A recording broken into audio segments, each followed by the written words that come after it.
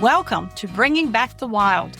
In each episode, Mike Arnold explores how science, tradition, and hands-on conservation come together to protect the wild places and wildlife we care about. Your host, Mike Arnold, is a professor of genetics, a lifelong hunter, and a conservation biologist. As a genetics professor who spends as much time in the woods as he does in the lab, Mike studies wildlife, has a passion for hunting, and cares deeply about conservation. On this podcast, Mike dives into the science and stories behind bringing wildlife species back and keeping wild places wild. Sponsors of Bringing Back the Wild are Dallas Safari Club, conserving wildlife, engaging the public, and ensuring the future. Lifeform Taxidermy, guardian of the hunter's dreams. Zambezi Delta Safaris, protecting wildlife, empowering communities, defining adventure. Royal Outfitters UK, tradition in the field and excellence in the hunt. Choctaw Hunting Lodge, native land, exceptional wildlife, and unforgettable hunts.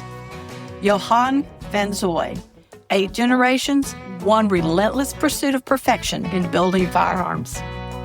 Now, here's your host, Mike Arnold. Welcome to Bringing Back the Wild, where we discuss shooting, hunting, conservation, lots of different things. We have a very special guest, a good friend of mine on today, Shelby LaButte. I'm going to read this from her email signature line. Shelby is a Hillsdale College lecturer. Actually, she's a professor there, a conservation attorney, and educator. Welcome, Shelby. Thank you so much for having me. I'm so excited. My first podcast, and I'm honored to be here. We're honored to have you. Shelby, I'd like to start out by asking you, because I know you hunt, how did you get into hunting? Similar to some of your other guests, I'm lucky of my environment and the people that I had in my life as a child. So it definitely stemmed from childhood. Probably my biggest fun fact about me, even though I'm from Michigan, is that I shot my first deer at age 7 in Texas. So that was pretty exciting, and that set the bar high for me, but I think my dad was absolutely thrilled because of it. My dad grew up hunting. So between my grandfather and my dad, my mom had been hunting with my dad early in their marriage, but I think she was happy when that stick got passed to me. And as an only child, I got brought everywhere with my dad, whether it was hunting, fishing, etc. So it definitely started young, and it was just full force at a very young age. It's crazy when you're in first grade and you come back from Christmas vacation and you're bragging to 6 and 7-year-olds that you shot a deer and no one is happy for you. But it was exciting for me. Let's get a little bit more of a story on that. Tell us about that first hunt for whitetail. So I don't remember a lot. Granted, I was quite young, but at the time, my dad used to do some video work for Michigan Out of Doors, and it was just a hobby for him to do the video work. So a lot of it actually is on film. And I remember, whether it's from my own memories or just from watching the films back now as an adult, I was sitting on my dad's lap. He had the gun in his shoulder, but I was sitting on his lap around him, holding the gun, aiming. And I just remember it was a 5-point, and I was thrilled about antlers. For the good or for the bad, we're definitely in a very antler-centric time right now. We can talk about that later. But I remember seeing antlers, and he was all by himself, and it was a perfect broadside shot. And I had looked at my dad and I said, I want to shoot him. I want to harvest him. This is the right moment.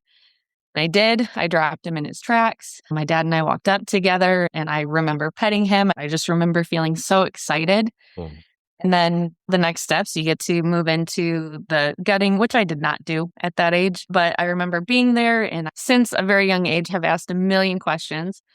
I asked why my dad was doing what he was doing, and then we processed it, and then we ate it. We ate every part of it, and I still have the antlers today. They're a 5-point, but it's probably my most proud harvest of my life. Just not quite as big as some of the other animals on the wall, but definitely an exciting time, especially at such a young age. That is such a cool legacy that your dad passed on to you. I just love hearing those mentoring stories. So do you have a favorite animal to hunt? I would have to say, because I'm from Michigan, that it's got to be a whitetail deer. It's what I've done the most. It's probably the animal that I understand the best. It has some of the best memories from that first hunt in Texas with my dad. I did harvest a few more deer in Texas in my childhood just because family lived down there. But in the Midwest, hunting at my grandpa's farm, hunting with my dad, with my grandpa, now at this stage in my life, hunting with my husband. I think because I've had so many opportunities to hunt whitetail, they're so ingrained in me. Everything from starting with the food plot prep to hanging your stands and cutting branches and where the tracks are. It's almost a year-round thing for me. So as boring as that answer might be, I think it's whitetail. Oh, I don't think that's boring at all. I harvested my first whitetail about the same age as you. I was 5, and it was in Texas because that's where I grew up. It was not an antlered animal. I remember getting my first buck, but it was a doe, and she is still my greatest trophy. The other day, I was out with a buddy who took me out onto his lease, and I didn't harvest anything. I watched 2 yearlings feeding, and I really was wishing for them to grow right in front of me so I could harvest one for me. But I can sit and watch whitetails all day long and be so happy. I think it's almost an existential kind of thing, I think, using a big word. But anyway, I love whitetails, so that's not a boring answer at all. And I think for many of my listeners, they're going to cheer you. You have hunted, though, internationally, right? Very recently. This is not my norm. I had a very big year last year. Just the right puzzle pieces fell into line to allow me to hunt internationally. But I am not an expert, and we can't go too far into that because I have a ton to learn. Last year, my husband and I went on a trip with my parents. It was our wedding gift. We've been married now for a couple of years, but they're like, hey, we're going to tell you now because if you want to join, come along and we might throw in some stags with it. We're like, yes, let's go. So we had some time to kind of plan for that one. But we went to New Zealand and did about a week of just touristy stuff. And then we did a hunt with Waitoi Creek in the South Island. And my husband and I each took a red stag and a Miriam's turkey. Cheaper to just add it on there than it is for us to go out west and shoot one at this point. So we added on the turkey as well. And then my dad also pursued an elk and a tar. So again, from my childhood, I have asked a million questions in everything that I do. And I probably asked too many. The poor guide and the owner of the lodge were just amazing. They answered all my questions. We even convinced them to give us a ride and kind of show us behind the scenes. There's that stigma with gripping grins when everyone, oh, you went and cornered it and you shot it. And that's really unfortunate. That's just the stigma that is around trophy hunting, whatever the definition people choose to bring to trophy hunting. But we asked for the behind the scenes tour. We got to see how they are choosing to do what they do and how they are bettering the habitat, how they are making sure that their animals are healthy, how they are contributing back to the bigger region with conservation efforts. And it was just a really cool experience, very different from the United States, naturally, but a very cool experience just to get the behind the scenes look, which they didn't have to do that for me. So I was thrilled to get a bigger picture, which I think 99.9% of people do not understand, unfortunately. Luckily, if they've read your book, though, they'll have a better idea of it because you go into a lot of that too, which is great. So maybe that number's no longer 99.9 thanks to your book. We're getting more clarity on some of that behind the scenes. That's very kind of you to say. We talk about this a lot on this show. It's not just non-hunters who don't understand the positive impact that hunting has and hunter dollars and hunting in general has on environment and local populations of humans. The Pittman-Robertson, which you teach on and understand the ins and outs of, a percentage of hunters in the U.S. who do not understand the Pittman-Robertson Act is quite high, I would say. It's very unfortunate. Yes, it's too high for anyone's good. Certainly. Johan Van Zoy, represents 8 generations of uncompromising craftsmanship. For more than 2 centuries, the Fanzoy family has shaped fine guns and rifles that reflect old world mastery, precision engineering, and artistic vision. Today, under the direction of Patrick and Daniela Fanzoy, that legacy continues with bold innovation. They blend traditional skills with cutting-edge technical sophistication, creating firearms that stand as both elite sporting tools and works of cultural art. Each year, only a select number of exclusive pieces leave the Fanzoy workshop. Every firearm receives meticulous attention, ultra-custom detailing, and a level of individuality reserved for the most discerning sportsmen and collectors in the world. If you believe your next adventure deserves more than ordinary, discover what 8 generations of excellence can create. Johann Fanzoy, engineered without compromise, crafted for a lifetime. Okay, let's fast forward a little bit. By the way, we're going to get back to your snow goose hunt that's coming up, but fast forwarding, we get to your collegiate years. Walk us through how you ended up an attorney who is a champion and a professor who is a champion for hunting and hunters. Yeah, I didn't plan on it. It's just, again, the right puzzle pieces fell into place and I'm thrilled about it, but didn't plan for it. I went to the University of Michigan in Ann Arbor, which was quite a culture shock from where I grew up in a very small rural town in Michigan here. And I remember one of the very first weekends I decided to go home because it was hunting season. I told my roommates, I said, hey, I'm going to go home. I'm going to go hunting because this is how I get my meat. This is just how I was raised. This is protein. So I'm going to go home and I'm going to try to shoot a deer this weekend. And I thought that was really a casual, nonchalant thing to say. But one of my roommates, I can still see it in my mind. She just whipped her head around and she goes, you're going to go shoot Bambi? And I remember so quickly my rebuttal was, no, I'm going to shoot Bambi's dad. Not the right thing to say. And I realize that now, but I do remember that encounter. And we weren't friends, unfortunately. I wasn't in a point in time where I could really better defend and educate. But I do think I started to look back on that encounter of I didn't handle that well. And I instead should have taken that moment to be more educational and help her understand my way of life. Not that she has to follow my way of life, but just I could have done things better to make that a more positive encounter for both of us. And so I eventually obtained an environmental sciences degree and decided to go to law school. And I decided to go to Michigan State College of Law because when I was looking through their faculty photos, when I'm trying to decide where to apply, I had seen in a sea of headshots that are very professional, suit, tie, pearls, etc. There's one professor who is an adjunct and she's got a photo holding a pronghorn. And I'm like, that's my lady. What does she teach? She taught wildlife law and policy, and she taught energy development and impacts to wildlife. Unfortunately, I graduated from law school during COVID, and there weren't really job opportunities. Everything was falling through.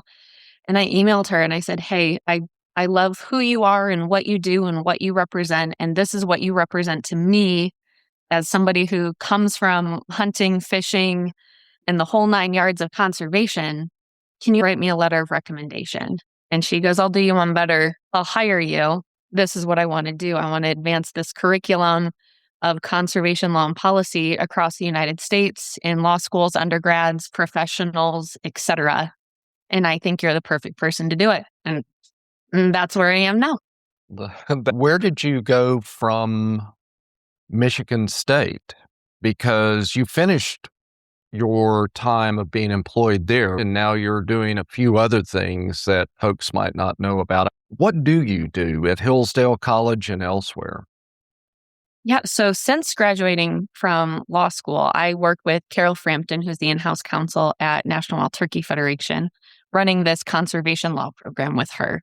So it's under the umbrella of NWTF, but it is its own nonprofit organization with solely the mission of promoting conservation legal education. We have far too many people in various positions to write laws, and judges and attorneys, and honestly, just general professionals who could benefit from a better understanding of the history and the foundational aspects of conservation law.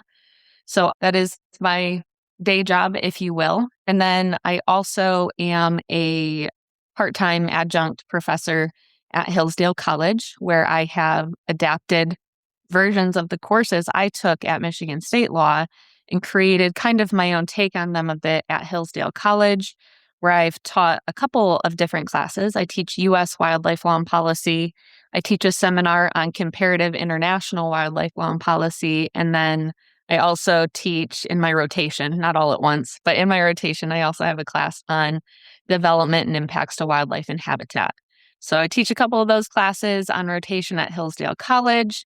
I'm also a board member on the Michigan United Conservation Clubs. I'm on their executive board, so I'm helping with bylaws and some of their ventures as they're moving forward as an organization.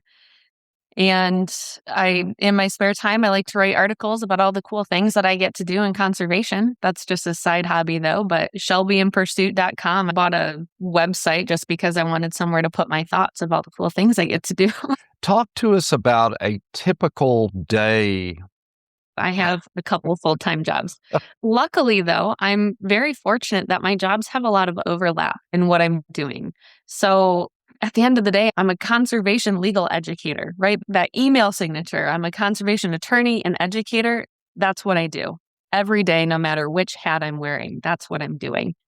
So my typical day with either is all over the place. With the National Wild Turkey Federation and the Conservation Law Program, I could be at a law school lecturing to law students or speaking with the faculty there trying to incorporate a conservation law course. We have syllabuses that have already been developed. It's just a, hey, here's an example syllabus that you can use. Here's all the materials. Run with it. Please teach it. I am here as a resource. We have students who want this type of content in their class because unfortunately, the animal law side of things, that's already alive and well in our law school system in the United States.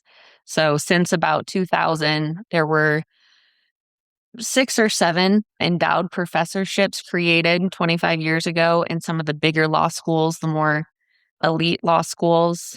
And those classes have gone from 7 in about 2001 to about 170 today of these animal law classes. And not assuming that they are all anti-hunting, but I do know a good number of them are teaching more the ideology side, teaching that animals should have legal personhood.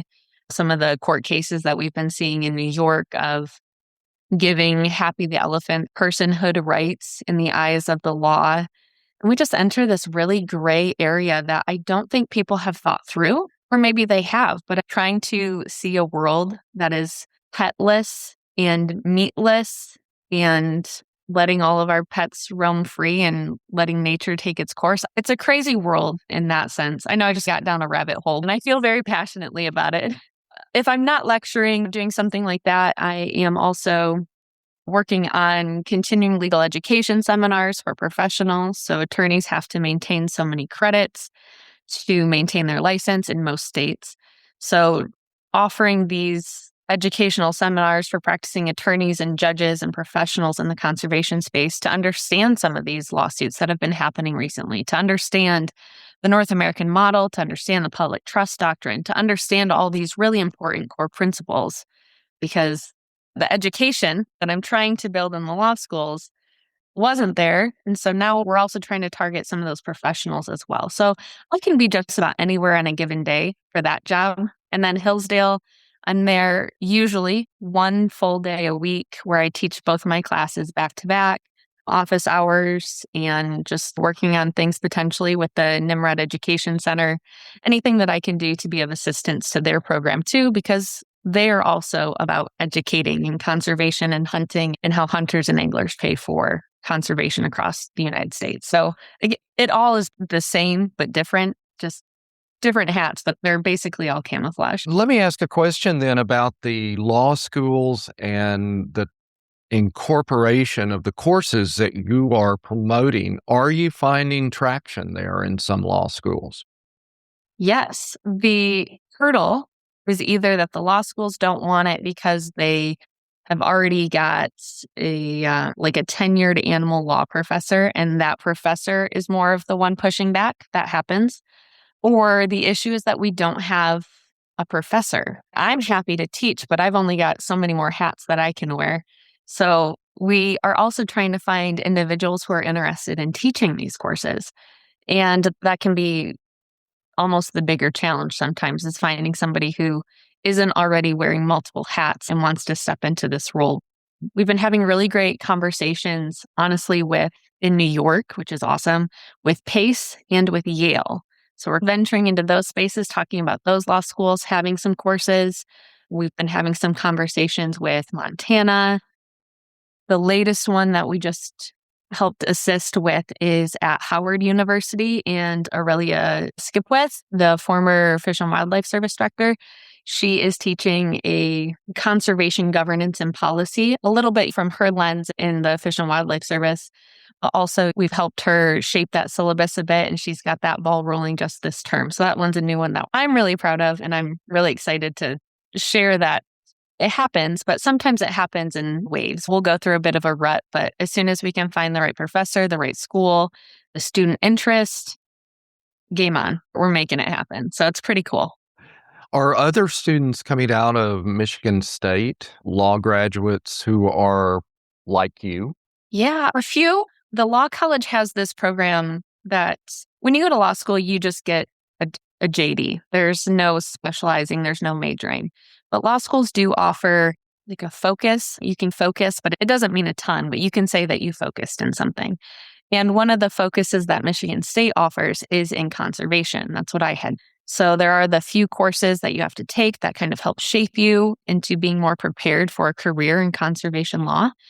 And between Carol Frampton teaching at Michigan State and being my boss and having that direct relationship with her students, and being able to offer internships with some of the state agencies and being able to offer internships through us at the National Wild Turkey Federation, we're really helping shape these students. I am currently tracking the last couple of years to put together my statistics of where these students end up and if they're in conservation careers. So there are quite a few. I don't have stats on that right now, but I hope that when I come back, I will share my stats and how successful we are. And I hope it'll only go up because we're just getting louder and prouder in this space. Do you have a 2-year plan, a 5-year plan professionally? I don't have a specific plan because at the end of the day, I just love what I do. Not saying that I won't change or that I will change, but I absolutely love working with students. I love walking in day one and being like, all right, who hunts, who fishes, who's heard of the North American model of wildlife conservation, who here has read a couple of books, this, that, whatever the case might be. And the further I get into my questions, the hands are less. And it's okay. We're going to change some of those things because whether or not you're going to run your own business, just be a landowner, take your kids fishing one day, or you're going to run the Fish and Wildlife Service, be president, who knows? In some capacity, this information is important to you. It will benefit you in some way, even if it is simply at the voter box. We just want you to be informed. The truth often doesn't see the light.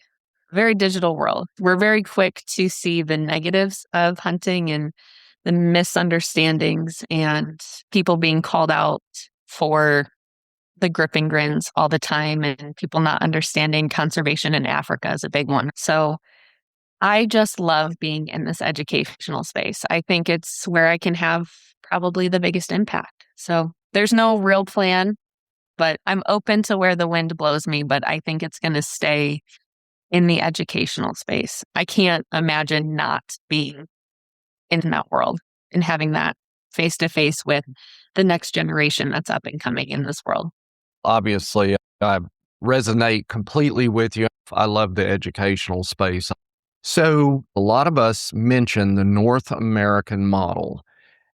And I'm going to guess that when hunters and non-hunters, but when they hear that, they might not know what that means. What do you mean by that? What do we mean by that? Yeah. So if I can put my professor hat on, the North American model of wildlife conservation, it is just that, a model. It is not binding law in any sense, but it is a very highly regarded model for how the state agencies of the United States can present a united front on how we manage our wildlife. So every state has their own authority to manage wildlife as needed based on their own habitat, their own species, their own disease, their own whatever the issues might be. So there's no federal law for wildlife unless we're talking treaties or something along those lines. But in general, a state authority. So when we have this North American model, which has been shaped for centuries, it's been shaped by the decimation of the passenger pigeon and the wild turkey population and the white-tailed deer population. It's been shaped for a long time, but it actually came to fruition maybe 2000 or 2001 that we as a country acknowledged this model. It's 7 principles where on a very basic level, we say, hey, wildlife, it's a public trust resource. No one owns it, but at the same time, we all own it. It's managed by the state government for the benefit of all the people. Science is the main tool for conservation policy for wildlife management. We need to make sure that science is at the forefront. Another really big principle is that wildlife is an international resource. We need to consider it as that because even though we're looking at it from a state perspective of management, they don't see state lines, they don't see country lines. They're going to go where they're going to go. So we need to manage them accordingly with that kind of in the back of our minds. There's also hunting is for all. That comes more historically from Europe, where you had to have so much money or so much land or be a friend of the king to be able to hunt. So we have that in there just more as a historical sense that anyone and everyone can hunt. A few other principles, but those are some of the bigger ones. And it's just, again, this model. It is a model that all of the state agencies have in their back pocket to make sure we're all on the same playing field when we're managing our wildlife and our natural resources. And so we also mentioned the Pittman-Robertson Act. What is the Pittman-Robertson Act? The Pittman-Robertson and Dingell-Johnson Acts, 1930s and 1950s, respectively, they were created as an excise tax on hunting, ammunition, sporting goods. Dingell-Johnson was motorboat fuel, fishing, tackle, that kind of stuff. So adding this excise tax on some of that equipment, which we as consumers do not see, it is taxed at the manufacturer level. Granted, that does trickle down to us, a 6% or 7% increase. But it's this tax on this equipment that goes into this very large fund, all these dollars. I think last year it was like $1.3 billion. There is a disbursement to all the state agencies based on the land size of the agency and the number of hunters and anglers in that state. So everybody gets a piece of this pot to better fund conservation efforts. So at the end of the day, what is funding conservation? Almost entirely, it's hunters and anglers and general outdoorsmen and the shooting sports, because the funds that are coming from that excise tax on equipment, the funds that are going directly into the state, your hunting tags and your permits, your duck stamps, your trail stickers for your snowmobile or your four-wheeler, whatever the case might be, that's all going back into conservation. And Hug a Hunter, whatever that campaign was a couple of years ago, if you appreciate the outdoors and some of those resources and those walking trails and the dirt bike trails and everything else, it is largely funded by hunters, anglers, sportsmen across the United States of America. And I'm proud to be one of those who spends a lot of money in that area and helps support all these great efforts. Yeah, I am too. All right. We're at the time in the show where you're going to explain your snow goose hunt that's coming up and why it's so important to your students in your classes at Hillsdale. So I would not, a couple of years ago, would not have considered myself a very big waterfowl hunter. I'm definitely more turkey and whitetail. But This will be my third year going to Missouri for a snow goose hunt with my husband's family. And we've just made it a yearly tradition. I hope it continues. We will see. But we are headed to Missouri tomorrow and just a long weekend snow goose hunt. Supposedly, there's about 1 million birds held up in that area where we're going to be hunting. So I hope to follow up with some great photos. But one really interesting thing about snow goose hunting is there are so many snow geese. And when people get upset about snow goose hunting, it's, oh, the numbers aren't actually increasing. The problem is that the habitat is decreasing. So we're trying to manage a population based on habitat available. So there's this conservation order that you can hunt quite a few. There's no limit. There's a lot of looser restrictions, which is really interesting. But again, it's for the scientific management of the population. So we go there, we shoot a lot of birds. Over the last couple of years, we have realized we don't exactly know how to best prepare them and eat them. And we just realized that snow goose meat actually makes really great homemade jerky. So my husband and I made up about 10 pounds of it as a test run just to see how it tasted. And we're like, wow, actually, this is great. This might be the best option for us personally with snow goose meat. And so I took a couple bags into my students last week and I told them exactly what it was. But I said, hey, this might not be your favorite thing. This is bird jerky. And I didn't come home with any. Every single piece was eaten and they asked if I would be bringing in more. So they have a midterm next week. And I said for their protein before their midterm, I would be bringing in more snow goose turkey for them to eat. Well, I guess since it's a midterm and I'm a professor, I shouldn't suggest to you that you sell it to them. That might look really bad. No, I'm happy to share. We've been playing with the snow goose meat for a couple of years, just trying to figure out the best way to consume it. I'm sure there are other ways to do it, but we've been every year doing something different with it. And we're finally like, let's try jerky. And it was really good. I was honestly so surprised, but it's fantastic. So we've got a ton made and vacuum sealed up and ready to go. And we're going to take a bunch of it with us for this trip. And it'll be a snack anytime I go somewhere. That's going to be my host gift. Thank you so much for inviting me. Here's some snow goose jerky. Well, I need to get you down here to Georgia. I want my snow goose jerky. You bet. Shelby, I'm going to let you go. I know, once again, like we talked about, you are a busy woman and busy lecturer, busy conservationist, and I so appreciate you being on today. Yeah, absolutely. I'm so happy to do it. I'm happy to wear a couple different hats and talk about my trips and also talk about all these great topics that I cover in my courses. Everyone can benefit from an introduction to these topics. It's just really important. And I'm grateful that I can have your platform. Thank you for being able to share this topic and also my passion in this area. So I'm very appreciative and I hope to be back someday. Oh, you will be. Don't worry. You're going to be a repeat guest. But thank you so much for being on today. Good luck with all your work. Good luck with the hunt. I hope y'all have just a wonderful time. It sounds like you're going to have plenty of birds there. Yes, thank you so much. I will send you photos. All right. Thank you, Shelby. Bye-bye. Thank you, Mike. Bye-bye. If this conversation meant something to you, please follow Bringing Back the Wild so you don't miss future episodes. Consider leaving a rating or sharing the podcast with someone who cares about wildlife and conservation. You can also visit MikeArnoldOutdoors.com for stories from the field, conservation-driven articles, and information about my books. I'm Mike Arnold. Thanks for listening, and I'll see you next time.